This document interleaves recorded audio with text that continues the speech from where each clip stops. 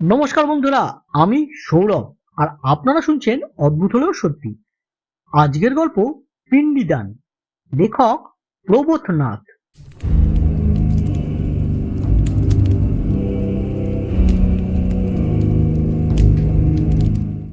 অবশেষে সেই ভয়ঙ্কর পথটাই বেছে নিল পরাণ সাহা। বাপের দেওয়া কিছু টাকা ছিল।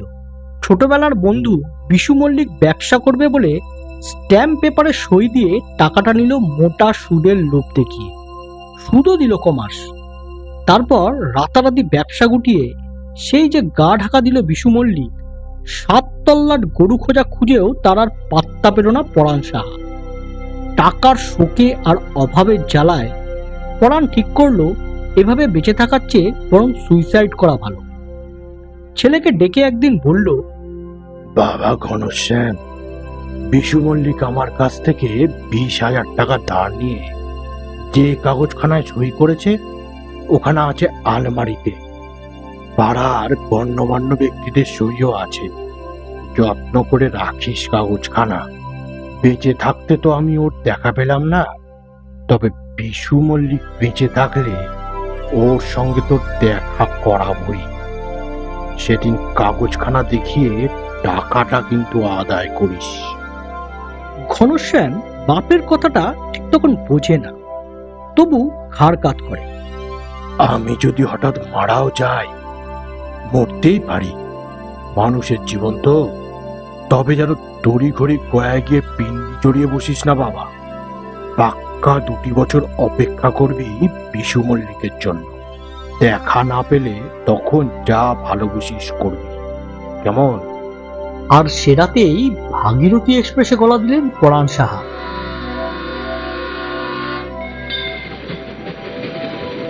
অপঘাতে মৃত্যু, মরলেই ভূত। প্রথমটাই যায় একটু কষ্ট, তারপরেই শরীরটা একদম পাখির পালকের মতো হালকা। ভূত হয়ে রেল লাইনের ধারে এক বিকল শেওড়া গাছে এক নাগারে 7 রাত 7 দিন ঘুমিয়ে কাটালো পরাণ। বেঁচে থাকতে ভাবনায় চিন্তায় কত রাত ভালো করে ঘুমাতে পারিনি। ঘুমিয়ে এখন শরীরখানা শান্ত হলো, সুস্থির হলো।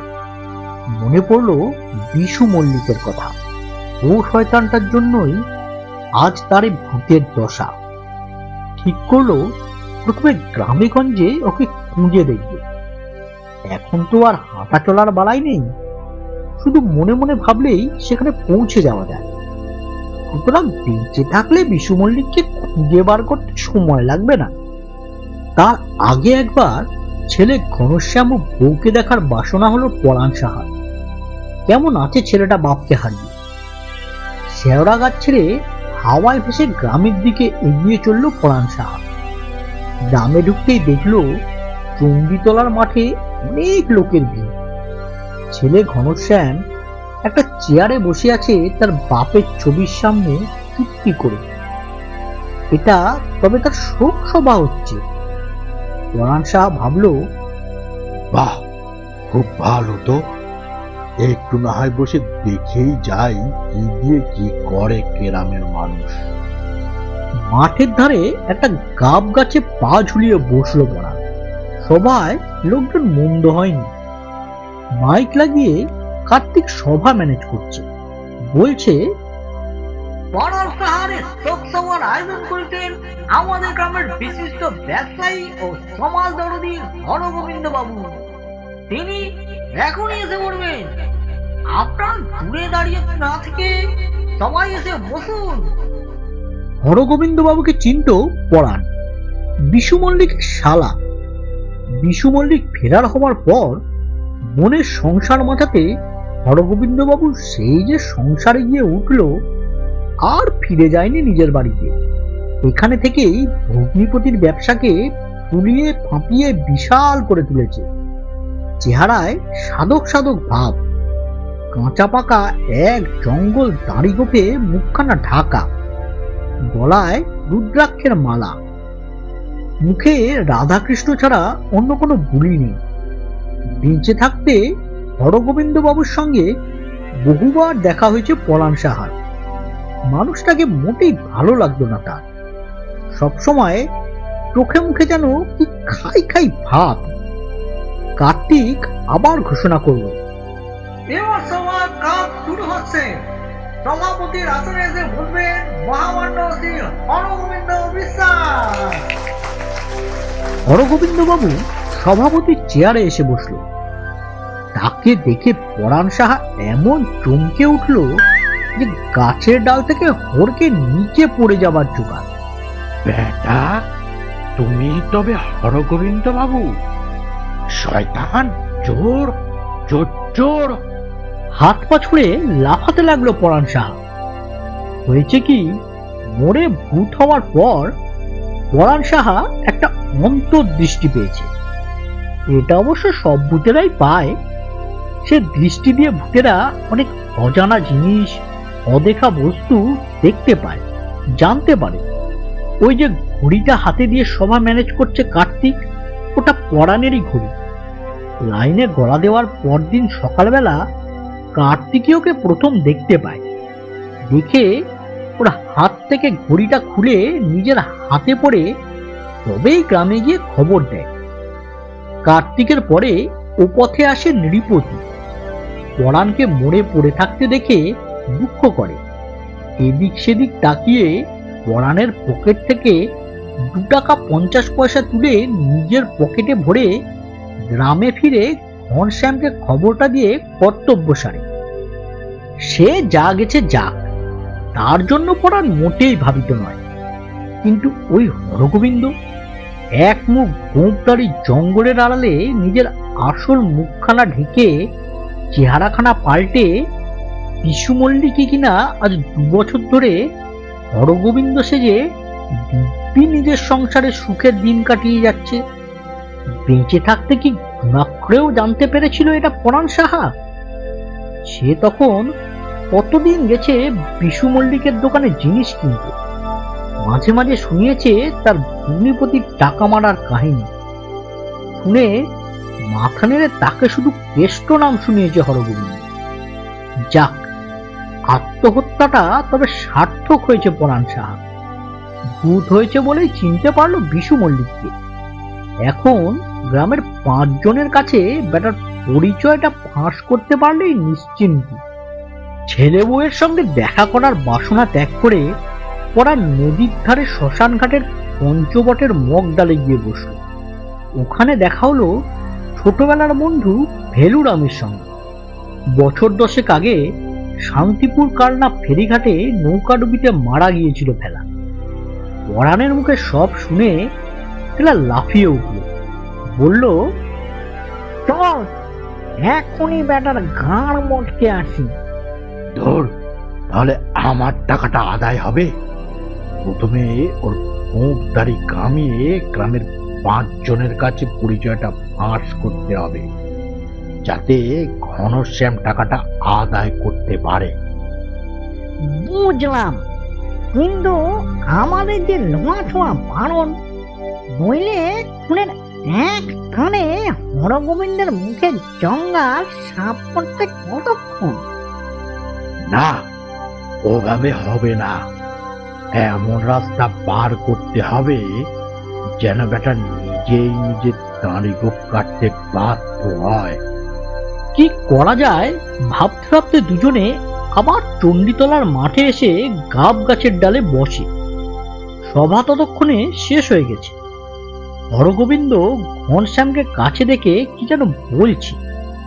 কি বলছে শোনার বাসনা মনে পোষণ করতেই পরাণ সাহা ডালে বসেই শুনতে পায় হরগোবিন্দ বলছে, খরচ খরচা হবে বলে পিন্ডি দেবে না?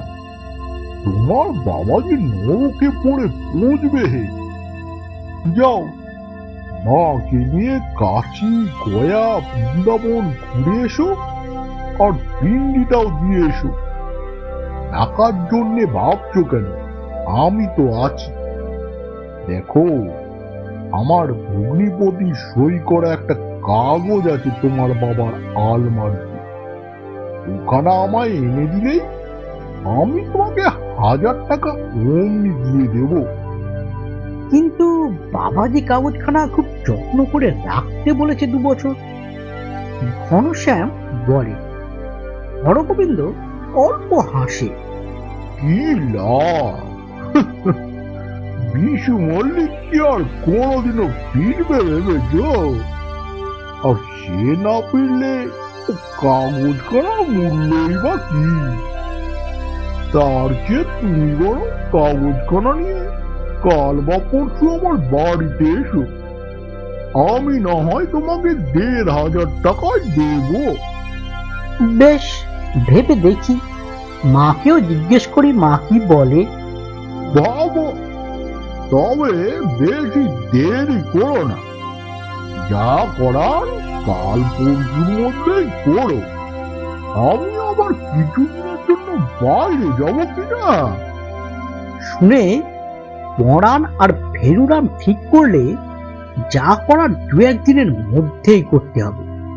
কারণ লোভে পড়ে ঘনশ্যাম যদি কাগজখানা একবার হাতছাড়া করে আর টাকা পেয়ে গয়া গিয়ে যদি পিন্ডি চড়ায়, তবে বিশু মল্লিকের পিন্ডি চটকানোর আগেই নিজের দফা গয়া। পরাণ বন্ধুর পরামর্শ চায়। এ অবস্থায় কি করা যায় বলতো ফেলুরাম? ও আমি ভেবে রেখেছি, হরগোবিন্দের দাঁড়িতে উকুন ছাড়তে হবে, যাতে বেটা উকুনের কুটকুটরিতে ছটপটিয়ে দাড়ি কাটতে বাধ্য হয়। বুঝলাম, কিন্তু আমরা উকুন পাবো কোথায়? ভূত হয়তো আমাদের সকলেরই ন্যাড়ামুন্ডি। সেও আমি ভেবে রেখেছি, আমার নাতনি পুটির মাথা ভরা উকুন ওখান থেকে চারটি এনে হরগোবিন্দের দাঁড়িতে ছাড়লে হবে। তোর ওসব বাকি উকুনে হরগোবিন্দের কিচ্ছু হবে না। সরু চিরুনি চালিয়ে কিংবা উকুন মারার ওষুধ লাগিয়ে উকুন দাঁড়াবে। আসল চীনে উকুন চাই। ওখানে বসেই অন্তর্দৃষ্টি চালিয়ে তাও বার করে ফেলল ফেলুরাম। মানকুণ্ডুর পাগলা গারদের এক পাগল, উকুনের জ্বালাতেই বেচারা পাগল হয়েছে। ওর মাথা ভর্তি চিনে উকুন। ডাক্তাররা রাত দিন ওকে ঘুমের ইঞ্জেকশন দিয়ে ঘুম পাড়িয়ে রাখে। জেগে থাকলে শুধু চুল ছেঁড়াছেড়ি আর চিৎকার। ওর মাথা থেকে চারটি উকুন এনে ঘুমন্ত হরগোবিন্দের দাঁড়িতে ছেড়ে দিল ফেলুরাম। নিয়ে দুজনে গাব গাছের ডালে বসে অপেক্ষা করতে লাগলো। উকুনের কুটকুটানিতে ঘুম ভেঙে গেল হরগোবিন্দ বাবু। এ কি আপদ রে বাবা, এত যত্ন করার পরও কিনা দাঁড়িতে উকুন। বিছানায় বসে আয়নার সামনে ধরে দাড়িতে সরু চিরুনি চালালো কতক্ষণ, তারপর আবার ঘুমাতে গেল। কিন্তু উকুনের কামড়ানিতে দু চোখের পাতা এক মুহূর্তের জন্যেও সারা রাত এক করতে পারল না। ভোরের আলো ফুটতেই ডেটল, উকুন মারার ওষুধ আর কার্বলিক সাবান নিয়ে হরগোবিন্দ বাথরুমে ঢোকে। ওষুধ মেখে দাড়িতে সাবান ঘষে ৩ ঘন্টা স্নান সেরে বাথরুম থেকে যখন হরগোবিন্দ বের হলো, ছোবড়ার ঘষ্টানিতে মুখখানা টকটকে লাল। ভাবলো বুঝি নিশ্চিন্ত, কিন্তু চিনে উকুন এত সহজে কাবু হওয়ার পাত্র নয়। আর হরগোবিন্দের মতো এমন নধরকান্তি মানুষের সুস্বাদু রক্ত উকুনদের যেন ভোজ বাড়ির নেমন্তন্ন। তবে কিনা দিনের আলো ফুটলে ওরা হাত পা খেলিয়ে একটু বিশ্রাম করে। তাই হরগোবিন্দের দিনটা কাটলো ভালোই ভালো। কিন্তু সন্ধ্যের পরেই চুলকুনি বাড়ল। ঘুমুনে পরে দাড়ি জঙ্গলে শুরু হলো বাঘ ভাল্লুকের লড়াই। লাফিয়ে বিছানা ছেড়ে নামলো হরগোবিন্দ। এক পাক চরকি নাচন নাচল। তারপর খুঁজে এক শিশি টি20 বার করে ঢাললো দাঁড়িতে ভরে। ব্যাস, চুলকানি একেবারে বন্ধ। চিনে উকুন কিন্তু ভারী চালাক। টি20 উগ্র গন্ধ পেয়ে একদম দাঁড়ির গোড়ায় গিয়ে লুকোলো সবকটা। কোনটা আবার গোড়ার গর্তে মুখ গুজে পড়ে রইল দাঁত মুখ খিঁচিয়ে। ওষুধের তেজ সরতেই শুরু হলো দাড়িগোপের জঙ্গলের তাণ্ডব নৃত্য। গেছিরে গেছিরে চিৎকারে হরগোবিন্দ নাচতে লাগলো উচ্চিংড়ের মতো। ভোরের আলো ফুটলেই হরগোবিন্দ দাড়ি কাটার সাজ সরঞ্জাম নিয়ে ঢুকলো বাথরুমে। গ্রাম ছেড়ে লোপাট হওয়ার পর প্রায় আজ 2.5 বছর দাড়ি গোপ কাটেনি হরগোবিন্দ। এখন কেটে শান্তি। দাড়ি গোপ কামিয়ে গন্ধ সাবান মেখে স্নান করতে করতে যেন আপনা থেকেই চোখ বুজে আসতে লাগলো। এমন সময় স্নান ঘরের দরজার বাইরে দাঁড়িয়ে চাকর খবর দিল, বাবু, ঘনশ্যাম বাবু এইছেন, একটা কাগজ হাতে করি। আপনি নাকি কাগজ খাতা কিনবেন বলেছিলেন। শুনেই আনন্দে লাফিয়ে ওঠে হরগোবিন্দ। স্নান সেরে কোন রকমে গায়ে জামা কাপড় চড়িয়ে বৈঠকখানায় ঢুকে বলল, এনে তো বেশ বেশ, দাও কাগজ করো। বাপে পিন দিতে যাবে বলে কথা, ও তোমাকে আমি আরো 500 টাকা বেশি দেব। হরগোবিন্দের দিকে এক দৃষ্টে তাকিয়েছিল ঘনশ্যাম। অবাক হয়ে বললে, আপনি আপনি তবে বিশু মল্লিক? দাড়িগোপের মুখ থেকে হরগোবিন্দ সেজে বিয়ে টোকায় চালিয়ে দিলেন, আর আমার বাবা বিচারা ওখানে প্রাণ দিয়ে পড়ল। হরগোবিন্দ ওরফে বিশু মল্লিক থমকে যায়। ঘনশ্যাম উঠে দাঁড়ায়, কাগজখানা বুকে চেপে ধরে বলে, আপনি অপেক্ষা করুন, আমি আসছি পাড়ার 5 জনকে নিয়ে। বাবার পিণ্ডদান করতে আপনি আমায় গয়ায় পাঠাচ্ছিলেন, এখন ফিরে এসে আপনার পিণ্ডি চটকাবো।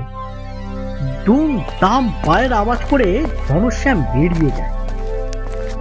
গালে হাত বোলাতে বোলাতে চেয়ারে থপ করে বসে পড়ে বিশু মল্লিক। বসে সামনের দেওয়াল আয়নার দিকে এক দৃষ্টে তাকিয়ে থাকে। কেমন লাগলো বন্ধুরা আজকের এই গল্পটি? ভালো লাগলে একটি লাইক করুন আর শেয়ার করুন সকলের সঙ্গে। আর হ্যাঁ, চ্যানেলটি সাবস্ক্রাইব করতে ভুলবেন না যেন, কারণ এইরকম গল্প নিয়ে আমি হাজির থাকছি প্রতি শনিবার ঠিক দুপুরে 1টায় এই চ্যানেলে। তাহলে বেল আইকনটিও টিপে দিন, তাহলে আপনাদের কাছে নোটিফিকেশন পৌঁছে যাবে। তাহলে আজকের মতো নমস্কার।